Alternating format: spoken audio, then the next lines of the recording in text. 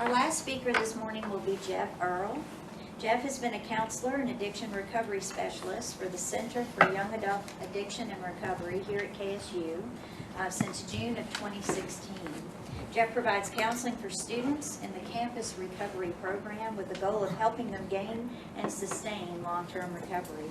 He's been working in the field of addiction and mental health counseling for over 9 years at various treatment centers throughout Metro Atlanta. Thank you, Jeff. Glad to hear from you. Well, I'm going to talk to you about something that is a major problem, and that's this negative mental health stigma issue. I was going to introduce myself, but she just did a wonderful job, so what's the point? Here's the problem. More than 40% of people with serious mental illness do not seek treatment. Approximately 1/5 of patients quit treatment prematurely, with 70% of all dropouts occurring after the first or second visits.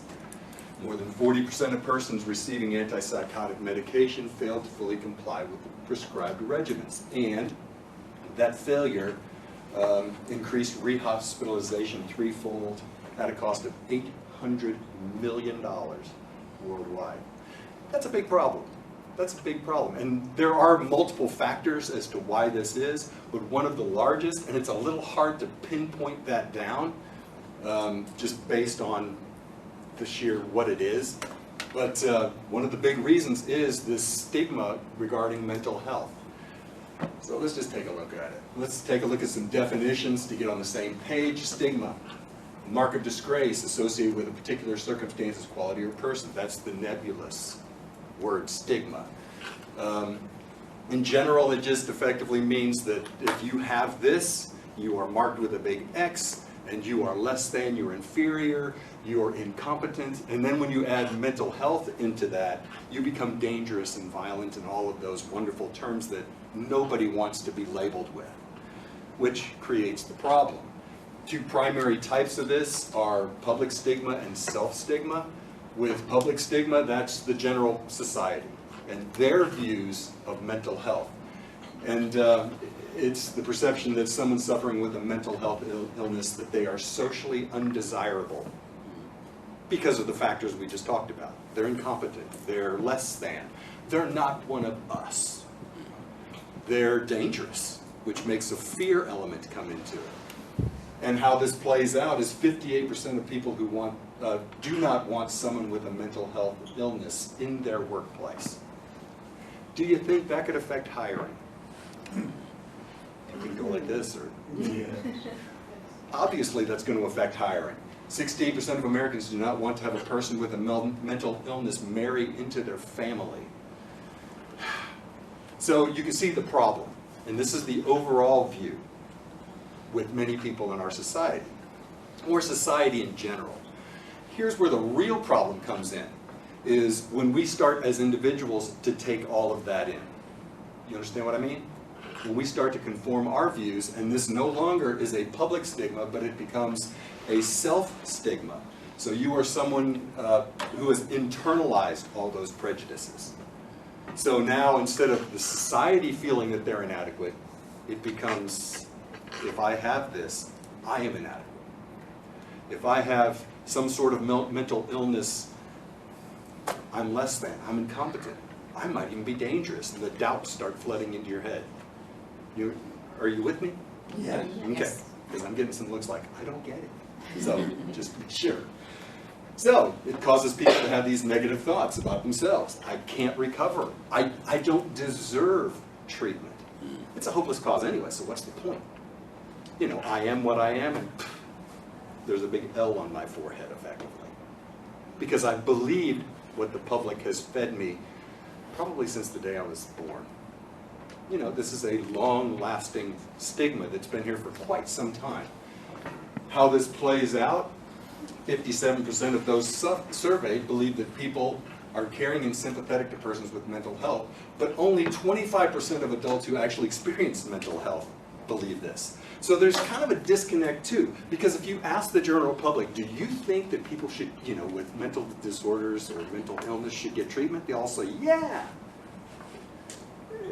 The people who actually suffer them are saying, yeah, but, and there's the big but at the end of it to say, yeah, I'm not gonna let you put that big label on me. So they hold back. They're not really believing that the general public is all that caring because of life experience. Effects on the family. Stigma not only harms many people with mental illness, it injures the family, obviously. Between 1/4 of family members believe their relationship with a person with mental illness should be kept hidden or otherwise a source of shame to the family. Or otherwise it'll be a source of shame to the family. Wow. So effectively we've got a situation now where this stigma is creating an atmosphere of hiding. I don't want the label, therefore I don't say anything. And the families all get together and they're like, yeah, I know we have this problem, or literally this one person has this problem, but we'll deal with it. We'll keep it inside the family. We're not going to bring it out into the open because then all of us have the red mark. Family shame is 40 times more prevalent in families with people with mental illness compared to families who have members with cancer. So when you compare this to physical ailments, obviously the shame is 40 times higher. It's 40 times more prevalent, this shame, which is a big driver for why we want to keep this under the covers. We don't want to have the shame, but also we don't want to have the blame. Because one of the other stats says that the public frequently blames parents for the symptoms and disabilities of a child with mental illness. And what's interesting about that was it used to be a thing where it was bad parenting. Well, the reason why they're the way they are is because you're just a horrible mother or a horrible father. Then when science kind of said, well, wait a minute, there's a whole lot of other factors involved. Like you were talking about the serotonin releases and all those sort of things in the brain. Okay, well that's a physical factor. So it's not really a parenting factor. Yeah, but now it's your fault because your genetics were bad and you threw that on your kid. So it's still you. You see what I mean? Yeah. So bad parenting or bad genes. But either way, it's your fault. Well, no parent wants to take that on, obviously. Children with people who have mental illnesses may be viewed as contaminated by their parents. This is, if you get into a lot of your elementary schools and your high schools, the last thing that these kids want to talk about is, dad's severely depressed. My mom's a schizophrenic. They don't want to talk about that. They want to talk about everything's great, perfect, wonderful. Because of this label, something's wrong with you. Because of your parents. The results, family members who are shamed by a relative with mental illness may want to hide it. A group of 178 family members showed that about 25% worried, or this is an interview with 178 family members, 25% worried that other people might blame him or her for the relative's mental illness. Okay, let's get into this. Some solutions. All of these are wonderful things. They're all wonderful things. And what they're designed to do is stop discrimination. These are all government-instituted programs designed to stop discrimination in employment, housing, healthcare, education, all the way across the board. The problem with them is, and they do that to an extent. The problem is that the public and the self-stigma still remain. None of these things change this in me. They can make it so that I can get a job, and my boss is sort of forced to hire me, sort of, kind of, or can't at least fire me. But in his head, he's still thinking, oh.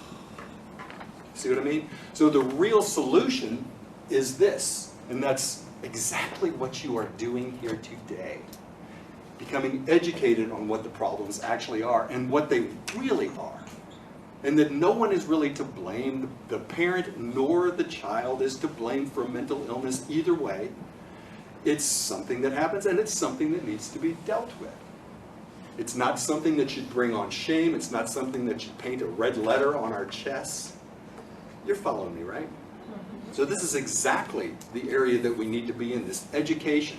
And then with this public education, that's not where it stops either. Because the vast majority, as you can tell, the city of Atlanta, and we're having this, and this is the show up.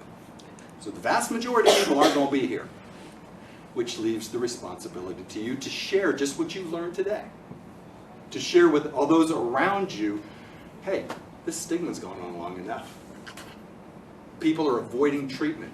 This problem is growing because people are afraid that they're going to be labeled. Church people are trying to maintain an image, and this gets into the way of the image. You understand what I'm saying by that.